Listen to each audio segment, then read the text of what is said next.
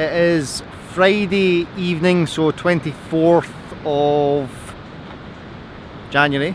So Friday 24th of January, Burns Day tomorrow in Scotland and across the world. So thanks for watching this if you're watching it, and if you're not, then who cares. Just finished day 4 at San Diego Humane Society. We've got the last day tomorrow.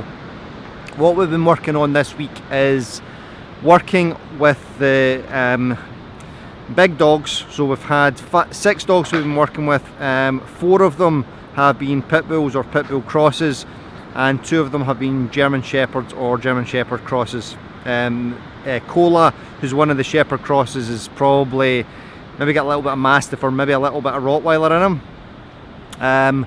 So that's the 6 dogs that we're working on now. What we've been concentrating on is those high arousal and behaviours that we would label as being as low impulse control behaviours.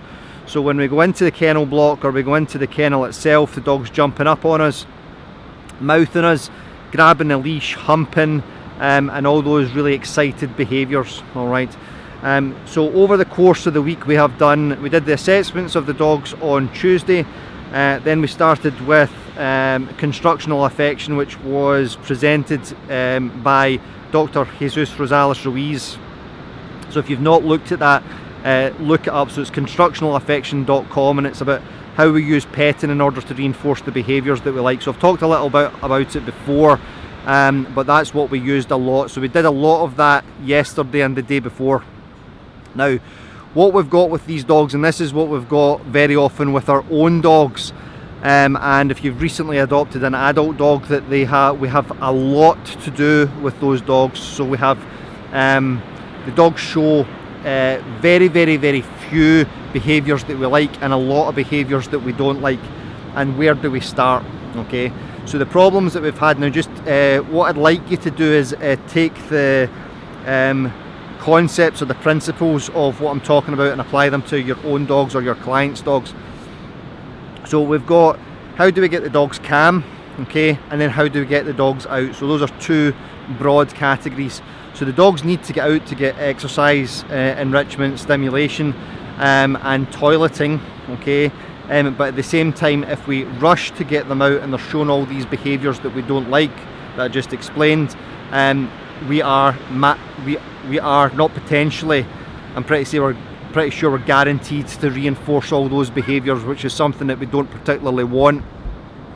So how do we resolve that? So it's a little bit, the analogy I've used this week is a little bit about like spinning plates. So we're basically we're doing a little bit here, maintaining this, doing it, maintaining that, building some more of this, maintaining that, building some more of this, maintaining this, building something else, maintaining the other 2, okay? And it has been challenging but successful, okay, and really successful. So one of the dogs, Roseanne, that you will have seen either on, if you're watching this on YouTube, check out my Instagram. Check out my Instagram on this. So Rosanna is a big pit bull or pit bull type or pit bull cross dog. So she's blue and white. Just the sun's starting to set. Just start to go down. You'll not see it because now we can see it a little bit.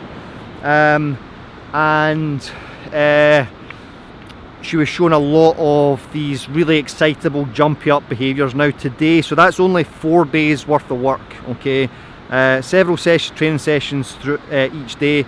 But 4 days of work, and today we'd gone in for the training session this afternoon. Lorena, who is one of our handlers, went in, sat with her, and within 15 seconds she was lying down on her back getting petted and getting her harness on.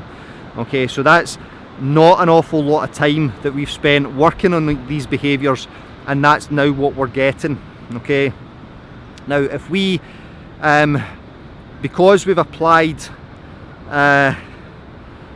good science, good technical skills, taking into consideration the dog's needs over and over and over again, understanding that the reason why dogs are doing these behaviours is because they're trying to access reinforcement.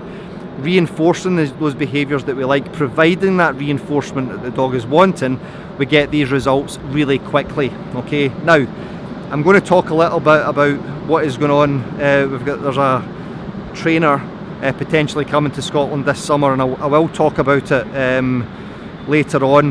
Now I put a post up on Facebook on my business page I shared a post that another trainer that I know and respect posted on this trainer, and this joker is talking about when your dog is excited, use a pre-walk punisher such as an e-collar, prong collar, or hitting the dog over the head with a rolled up towel in order to punish those excited and excitable behaviours. Okay, now yeah, you could do that. You could do that if you're a moron or a barbarian, if you don't know what you're doing, or if you're just cruel and sadistic.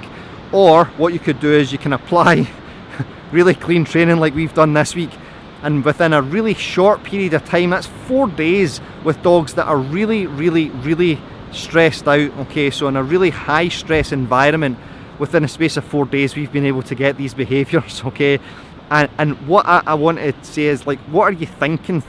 Like doing anything else, thinking about using these pre-walk punishers? Okay, get a life. So it is what is possible with positive reinforcement training if we understand what we're doing, apply it well, take consideration of the dog's needs, and so on and so on. Okay, so it's been a really successful week so far. I mean, I've been super impressed with both the dogs, the management of the facility. So big thanks to Amanda, who's the training and behaviour head of training and behaviour, who's facilitated this whole thing, and the 13 participants that we've had. So their skills are awesome, and the dogs have responded really well to it. So delighted, absolutely delighted. The dogs are tired, and so are we all tired, so back on to tomorrow. So just some thoughts, how we apply it to other stuff, how you apply it to your own dogs. Okay, and why we don't need to use anything harsh, any punitive techniques when we're doing this. Okay, so thanks for watching this. Mission Bay in San Diego is where I am just now, and I'll be back home next week. So thanks for keeping up with these video blogs as I've been doing them, and if you're watching them in future, then thanks very much, and I'll catch you next time. Love and peace.